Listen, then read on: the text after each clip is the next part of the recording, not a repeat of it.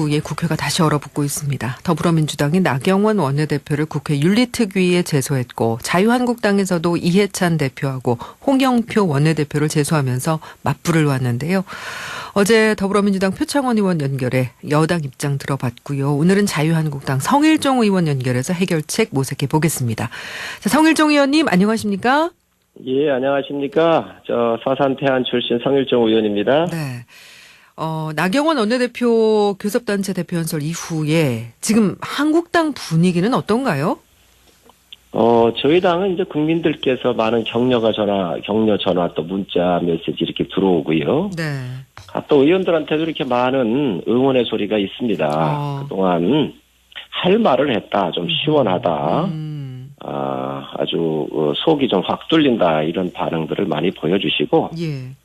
비교적 헐은 소리에 대해서 잘했다라고 하는 반응을 많이 받고 있습니다. 예, 이 시간에도 상반된 반응들이 사실 문자 메시지를 통해서 어제도 또 오늘도 또 들어오고 있는데요. 의원님도 직접 그런 격려의 전화를 받으셨나요? 예, 그러군요. 저희 지역구에서도 많은 분들이 전화를 이렇게 해 주셨습니다. 한국당에서는 나원내 대표가 제 역할을 했다라고 보시는 거군요? 야당의 원내대표는요, 국민의 대표입니다. 네. 어떠한 영역도 없고, 또 요즘에 성역이 있나요? 어떤 이야기든 다 할 수 있습니다. 예.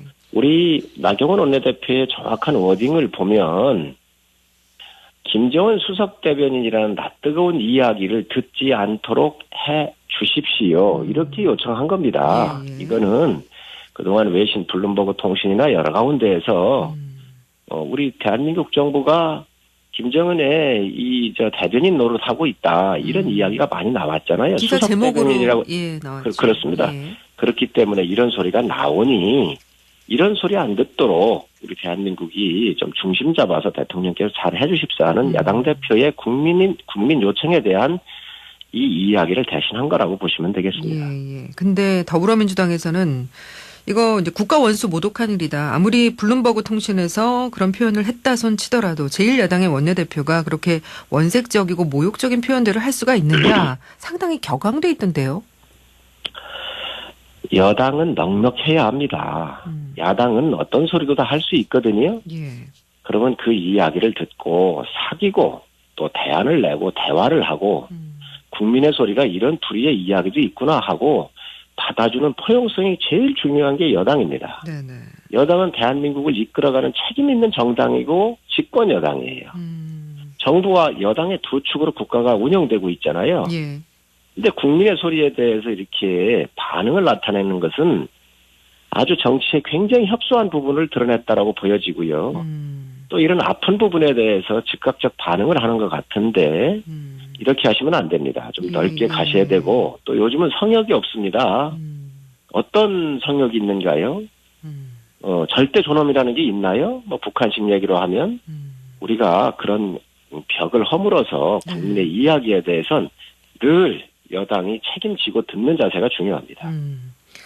네, 문재인 대통령이 중재자 역할로 나선 북미 간의 비핵화 협상이 잘 됐다면 또 평가가 달랐을 텐데 결렬이 되면서 지금 비판도 받고 하는 건데 그걸 굳이 이제 야당의 원내대표가 김정은 위원장의 수석 대변인이라는 표현까지 써가면서 폄하하는 것이 옳은 일이냐. 사실 이 시간에도 그런 의견들이 많이 들어옵니다. 네, 그 부분은 야당이 지금까지 문제 제기한 게 아니라 전에도 지속적으로 제기를 해왔습니다. 그렇죠. 한미 공조의 튼튼한 틀 안에서 김정은이를 설득을 해야 된다는 이야기를 늘상 했거든요. 여당이든 야당이든 어느 국민이 한반도의 비핵화를 하고 북한의 핵을 내려놓고 또 경제 발전을 하고 민족의 전체적으로 번영하는 거에 반대할 사람이 누가 있겠습니까? 다 찬성을 합니다. 빨리 해주기를 기대하고. 그런데 지금까지 북한이 한 번이라도 핵 문제를 몇십 년 동안 해오면서 속이지 않은 적이 있었나요? 이번에도 그 속일 거를 야당에서는 늘 그 부분에 대해서 경고를 해왔습니다. 예. 지금 분명히 북한이 진솔하지 않다. 이 부분에 대해서 늘 경고를 해왔고 그 경고가 있을 때마다 북한을 믿고 그냥 전달만 한 겁니다. 야당의 의견이나 미국의 의견을 진솔하게 북한한테 얘기해서 이번이 기회니 모든 걸 다 내려놓읍시다. 그러면 우리 한국 정부도 돕겠다. 이런 이야기를 진솔하게 한 이야기를 해야 되는데 이번에도 여러 형태로 보셨잖아요. 그냥 연변권만 주면 되는 거로 이게 이렇게 될 수가 없는 일입니다. 그래서 이런 부분, 잘못된 부분에 대해서 국민이 우려하고 질타하고 꼬집는 거에 대해서 네. 이런 부분을 더 보강하고 국정 운영을 좀 제대로 해야 되겠다. 이렇게 가다듬고 정비하는 것이 여당의 책무입니다. 예. 근데 이제 그거는 이제 표면적인 이유가 아니냐. 그러니까 연설문은 사전에 작성이 되고 또 직전에 공유가 되는데 즉석에서 나온 말도 아니고 사전에 이런 원색적인 표현을 넣은 다른 이유가 있는 거 아니냐라는 시각에 대해서는 어떻게 답을 하시겠습니까? 원색적인 게 아니고요. 외신에서 나왔던 것들이지요. 오히려 이거를 저는 여당이 기다리지 않았나 싶습니다. 왜 그러냐면 예. 이거는 기자들한테도 우리 원내대표께서 연설하기 전에 네네. 한 2, 30분 전에 다 이미 먼저 배포를 알려줬어요. 하죠. 예. 표창원 의원께서는 국회에서 그냥 모니터에서 나오는 것만 봤다 그러는데 그게 아니고 이거 같은 경우는 기자들한테도 먼저 다 배포가 됐습니다. 예. 그리고 원내 지도부들이 있어요. 그분들은 무슨 이야기를 하는지 다 먼저 들여다보지요. 예. 그런데 지금 이번만 나온 것도 아니고 외신에서도 나왔고 이런 우려에 대해서 충분한 이야기가 다 있었습니다. 이번에 우리 원내대표께서 이 정부의 실정, 무능, 실책에 대해서 아픈 곳을 속속들이 공격을 하니까 네네. 이 부분에 대해서 일부러 이 원내대표의 연설을 막은 거 아닌가 하는 저런 생각을 가지고 있습니다. 막은 게 아닌가라는 생각을 하셨다고요? 그렇습니다. 이게 지금 한 예. 30분 동안을 그렇게 야유와 함성, 고함 별게 다 나왔잖아요. 예. 그래서 원내대표는 각 당을 대표해서 하는 거기 때문에 예의가 있는 겁니다. 우리가 여당의 원내대표가 야당에 대해서 여러 가지 뒤집어 씌우고 하는 그런 과정이 있었을 때 저희가 퇴장하거나 항의하거나 이런 적이 있었나요? 아닙니다. 이건 다 듣는 게 맞습니다. 의장께서도 다 들으셔야 된다는 얘기를 분명히 하셨습니다. 그게 의회주의고 국회의원들이 지켜야 될 상대 당에 대한 고언에 대해서 듣는 것은 의무라고 생각을 합니다. 더불어민주당이 결국 나경원 원내대표를 국회 윤리특비에 제소를 했는데 이 부분은 어떻게 보십니까? 부끄러운 일이지요. 여야를 막론하고 다 부끄러운 일이라고 생각합니다. 야당 원내대표의 이걸 가지고 문제 삼아가지고 국가 원수 모독죄 이런 법도 다 폐지됐잖아요. 네네. 여기에도 말이죠. 국가 원수 모독죄 얘기했었을 때 지금 청와대에 계신 조국 수석께서도 유신 시대의 추억이라고 하면서까지 이 SNS인가 어디에 올렸다 그래요. 예. 또 우상호 원내대표께서도 뭐라고 그랬느냐. 야당 의원의 무기는 입과 말이다 그랬어요. 자, 그런데 그러면 이 대한민국 국민을 대표는 원내대표의 이 말에 대해서 이런 부분에 대해서 재갈을 물리겠다? 아이고, 부끄러운 일이고요. 또 저희 당에서도 이렇게 여당에서 대응을 하니까 저희 당도 또, 응대를 해서 또, 원내대표나 누가 또 나오셔가지고 의사 진행을 막은 거 이런 부분에 대해서 또 윤리에 제소를 좀 했어요. 예. 다 여야를 막론하고 부끄러운 일입니다. 예. 그러니까 야당 원내대표 연설을 조직적으로 방해했다는 이유로 이해찬 대표하고 홍영표 원내대표를 윤리위에 맞제소했는데, 그러니까 여당 원내 1, 2당에서 서로 상대당 지도부를 윤리위에 이렇게 회부하는 거는 사상 초유의 일이죠. 그렇습니다. 예. 여당에서는 이제 홍익표 전 민주당 수석 대변인이 예전에 귀태 발언으로 대변인직 사퇴했었다. 나 원내대표도 대표직 사퇴해야 된다. 이런 주장 펴던데 어떻게 생각하세요? 그 질문 참 좋은 질문이신데 태어나지 말았어야 될 대통령이고 귀태라고 이렇게 얘기한 거 하고 지금 이 정권의 무능과 실정 이 북핵 문제에 대한 실패 문제 또 여러 가지 중재자를 자임하고 난 대통령이 외국 언론으로부터 비춰졌던 이러한 부끄러운 이야기에 대해서 없었던 이야기도 아니에요.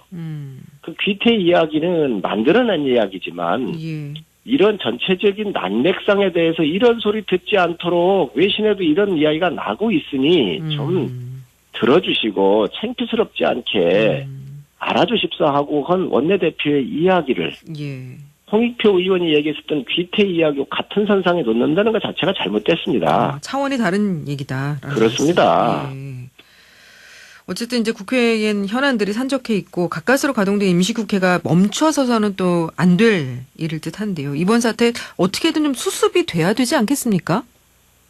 여당이 넉넉하게 품으셨으면 합니다. 그 여당은 이 국회를 운영할 책임, 예. 대한민국을 이끌어간 모든 책임이 정부와 여당에 있는데 정치력을 발휘할 것은 여당이거든요. 집권 여당의 대표가 일반 초선이나 재선들이 공격하는 형태로 나서는 거 바람직하지 않습니다. 예. 좀 이런 이야기가 나오더라도 여당 대표께서 허허 웃으시면서 좀 과했구만 그 정도 하시고 넘어가시고 이러셔야지. 예. 직접 나서셔서 공격수 한다고는 거 지금이 야당인 줄 아십니까? 모든 책임을 다 지는 게 여당입니다. 예. 좀 민주당이 이거에 과잉 대응해서 사태를 키운 측면이 없지 않죠. 지금 저는 그렇게 생각을 합니다. 예. 이 정부의 무능이나 실정, 북핵 문제 실패에 대한 모든 것들을 원내대표의 한 발언을 가지고 요청사항을 가지고 뒤덮어가지고 나머지 본질을 흐리려고 하는 네. 아주 고도의 정치적 계산이 깔려있는 이 정치적인 행위를 하고 있다라고 생각을 합니다. 어쨌든 지금 그 말씀은 더불어민주당이 좀 윤리위 제소를 취하하면 좀 나경원 원내대표도 좀 이 부적절한 어떤 비난 이 부분에 대해서는 좀 사과하는 선에서 마무리되면 좋지 않을까요? 왜 사과를 합니까? 나 대표께서 못할 얘기를 했습니까? 없었던 얘기를 했나요? 무능과 실정. 또 중재자를 자임을 했지만 한쪽에 대변인처럼 이 중재라는 게 뭐겠어요? 양쪽의 의견을 조율을 하는 겁니다. 정확하게. 예. 그래서 어느 쪽에도 기울이지 말고 정확하게 가야 되는 것이죠. 지금 한미 관계가 정상이라고 보시지 않잖아요. 모든 게 지금 현재 기울어져 있잖아요. 그러니까 이 부분에 대한 이야기를 한 건데 네네. 또 많은 우려사항을 전달한 거고 요청한 사항이거든요. 아까도 말씀드렸지만. 예. 그런데 원내대표가 사과를 한다고요? 전 있을 수 없는 일이라고 생각을 합니다. 일각에서는 나경원 원내대표가 3월 임시국회를 좀 중단시키기 위해서 고의로 이런 거다라는 시각도 있는데 실제로 이 임시국회가 이러다가 다시 문 닫는 거 아니냐라는 우려가 있습니다. 이 부분에 대해서는 좀 당의 입장이 정해진 부분이 있습니까? 국회를 운영하는 것은 여당의 책무지요. 저희 당은 이런 것 때문에 저희가 문 닫거나 이럴 생각이 없습니다. 지금 얼마나 현안이 많습니까? 그렇죠. 그렇죠? 예. 지금 북핵 핵에 대한 문제도 있지만 손혜원 사건, 그죠? 김태우, 드루킹, 신재민, 블랙리스트, 환경부 블랙리스트 등 미세먼지 여러 가지가 지금 산적해 있습니다. 상임위에서 이 부분을 정부의 무능과 실정에 대해서 따지고 이 부분에 대해서 대책을 요구해야 합니다. 그게 국민의 요구사항입니다. 저희가 왜 이 3월 임시국회를 문 닫겠습니까? 절대로 그럴 생각이 없습니다. 예. 일단 이제 어제는 미세먼지 법안이 처리가 됐습니다. 이제 의원님께서 환경공학 박사시고 자유한국당의 미세먼지 특별위원회 위원으로 활동을 하셨기 때문에 관련된 질문으로 좀 넘어가겠습니다. 어제 처리된 8건의 법안, 이 법안들이 실생활에 적용이 되면 좀 어떤 변화를 기대할 수가 있는 건가요? 이런 부분들이 이미 다 처리가 됐었어야 될 사항들이죠. 굉장히 늦었다는 생각을 하고 있고요. 우선 미세먼지 전체적으로 보면은 여러 가지 이게 이제 국민들께서 듣고 계시기 때문에 좀 설명을 해드리면 이 미세먼지가 어느 한 부분의 문제 있는 건 아닙니다. 산업계, 공장이라든가 또는 석유화학, 철강, 이러한 산업 그리고 발전소 이런 부분에서 나오는 게 주로 많고요. 두 번째로 운송수단, 자동차라든지 선박 같은 데서 나오는 운송수단이 또 있고요. 그리고 이제 우리가 밀도가 높아요. 인구 밀도, 동물 밀도, 자동차 밀도, 공장 밀도가 다 높아서 나오는 문제인데 이러한 우리 하수시설, 우리 화장실 물이 내려가면 암모니아 가스가 많이 나오잖아요. 이런 하수시설이라든가 또 축산 쪽에서 나오는 이러한 그 암모니아 가스에서 나오는 것들이 굉장히 많기 때문에 이런 부분들에 대해서 이제는 굉장히 심각하니까 국민의 어떤 인식을 좀 제고하고 재난으로 갈 수 있는 법적 근거를 마련했고 그리고 또 여러 가지 지원 대책들 또 수도권 같은 경우는 대기의 특별 권역으로 이렇게 지정을 해서 앞으로 지원할 수 있는 법적 근거 같은 경우로 이제 마련됐기 때문에 이에 따른 그 제도의 또 다른 후속 조치로서 제도의 정비나 예산의 지원 같은 경우가 좀 더 용이하게 될 수 있도록 이번 법안이 통과됐다고 보시면 되겠습니다. 예, 그렇군요. 이 미세먼지 관련해서 미세먼지 해결을 위한 범사회적 기구를 구성하자 이 바른미래당 손학규 대표의 제안을 청와대가 수용했는데 이제 아울러 위원장으로 반기문 전 유엔 사무총장을 추천했습니다. 어떻게 보셨습니까? 저는 두 가지로 보는데요. 긍정적으로 보고요. 특히 외교적 채널이 이제 열릴 수 있는 이런 부분, 이게 중국과 한국에도 우리나라에도 문제가 되지만 주변국 전체로 하나 또 다자간에 묶는 관계가 형성이 되어야 이게 테이블로 나오고 이럴 수 있어요. 그래서 그런 측면에서는 굉장히 훌륭한 분을 잘 모셨다. 이런 제안이다. 이런 생각을 가지고 있고 국내 문제는 또 다릅니다. 국내 문제는 대통령께서 나서셔야 합니다. 지금 중국의 미세먼지가 우리나라에 직접적인 영향을 주고 있는데 이게 몇 %인지는 우리가 과학적으로 여러 가지를 검증을 해봐야 될 문제가 있습니다. 네네. 그렇지만 또 내부에서 이 미세먼지라고 하는 것이 고기압 때 형성되는 거거든요. 예. 이 고기압이라고 하는 것은 위에서 공기가 아래로 내려오는 것이고 저기압이라고 하는 것은 밑에 이 바닥에서부터 위로 올라가기 때문에 바람이 부는 날은 저기압대인데 이날은 미세먼지가 안 움직여요. 널러가요. 근데 고기압이 돼가지고 공기가 정체되어 있었을 때에 이때 미세먼지가 많이 나오는 거거든요. 그렇기 때문에 이 국내 문제는 국정 장악력이 큰 대통령께서 직접 나서셔가지고 각 부처별로 항목별로 컨트롤 하시면서 지시하시고 이거를 직접 핸들링 하셔야 이게 풀릴 수 있는 문제라고 생각을 합니다. 그렇군요. 예. 이 선거제 개편안 얘기도 좀 궁금한데요. 한국당을 제외한 여야 사당이 단일안을 만들어서 내일까지는 이거를 패스트 트랙으로 하려면 내일까지가 마지노선이라고 알려져 있는데 이거 어떻게 될 것 같으세요?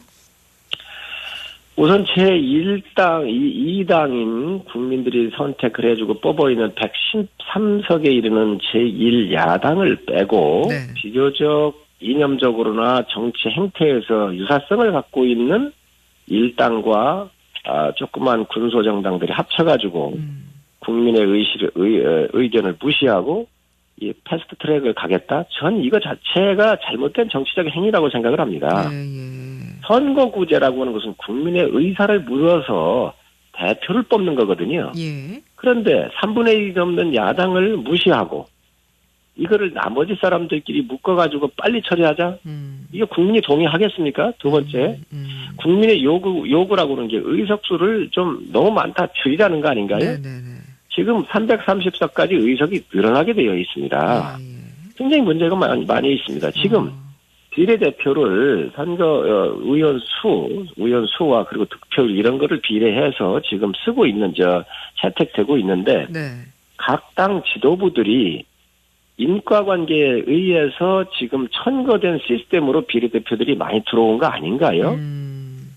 지도부의 의견이 이게 많이 반영된 겁니다. 이 비례성을 강화하는 게 아니라. 그래서 그럴 바에야 이 비례대표를 아예 폐지하고 지역구한테 다 이게 국민의 뜻을 물어보자는 거고요.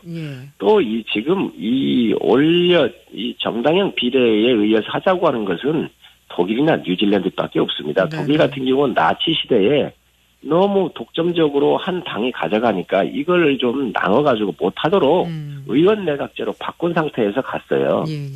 이거는 대한민국의 권력 구조를 바꾸어서 지금 대통령 하에서는 이 비례대표제가 맞지를 않습니다. 그래서 권력 구조를 좀 바꾸어서 우리 원내대표께서도 그 이야기를 하셨는데 권력 구조를 바꾸는 전제 조건이라고는 이걸 다 검토할 수 있지만 지금 대통령 중심제 하에서는 굉장히 맞지 않는 제도입니다. 그런데도 만약에 여야 사당이 패스트 트랙을 진행하면 한국당에서는 여기에 어떻게 대응을 하실 계획이십니까? 우리 원내대표께서는 모든 수단과 방법을 다 동원하겠다 이렇게 말씀을 하셨고, 의원직 사퇴를 통해서라도 막겠다라고 강력한 의지 표현을 하셨습니다. 실제로 의원직 총사퇴, 현실성이 있는 얘기인가요? 국가가 잘못 가고, 그릇된 방향으로 간다고 그러면 의원직이 무슨 의미가 있겠습니까? 저는 이런 부분이라고 한다면 단호하게 조치를 해야 한다고 생각을 합니다.